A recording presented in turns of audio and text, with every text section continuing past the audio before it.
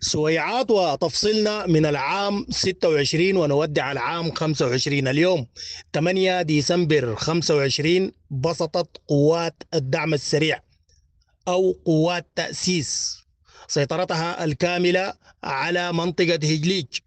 هذه المنطقة الغنية بالبترول. حينما تذكر هجليج تعني 75 بئر للبترول. 75 بئر للبترول. إنتاج السودان جله من منطقة هجليج. خزانات استيعابية كبيرة جدا وفائقة السعة، أكثر من 400 ألف برميل. وتعتبر هجليج هي المحطة الرئيسية لمعالجة الخام. هذا كله في هجليج. قلبية احتياط النفط في السودان في منطقة هجليج، حيث 80% من احتياطي نفط السودان. وهجليج عبارة عن تجمع من شركات النفط، فيها شركات صينية، ماليزية، هندية وسودانية.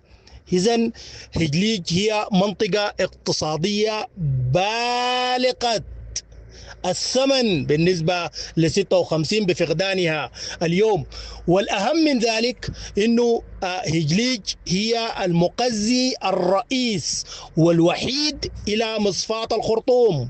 بخروج هجليج يعني أنه لا تدفق إلى مصفاة الخرطوم مرة ثانية إلا باتفاق مع حكومة تأسيس أو أي شكل آخر. ولكن اليوم بتحرير هجليج خرجت مصفاة الخرطوم ربما يكون وإلى الأبد، لأن المقزي الرئيس بالنسبة لها هي هجليج.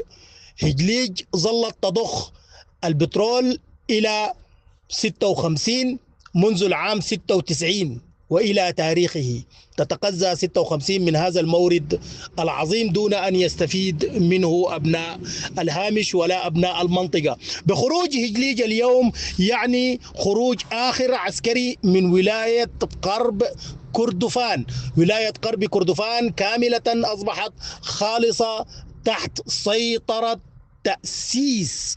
اليوم 8 من ديسمبر هو يوم عظيم بالنسبة لحكومة تأسيس ولشعوب الهامش ولشعوب ولاية قرب كردفان، خاصة هذه الولاية التي تنبض بالبترول ما كانت تأخذ منه إلا قشا 2%، ولم تعطى ل 2% طوال حكم الإنقاذ أو طوال فترة استخراج البترول من العام 96 وإلى الآن. هنيئا للشعب السوداني، وهنيئا لشعب الهامش، وهنيئا لحكومة تأسيس هذا الانتصار الكبير. الله أكبر ولا نامت أعين الجبناء.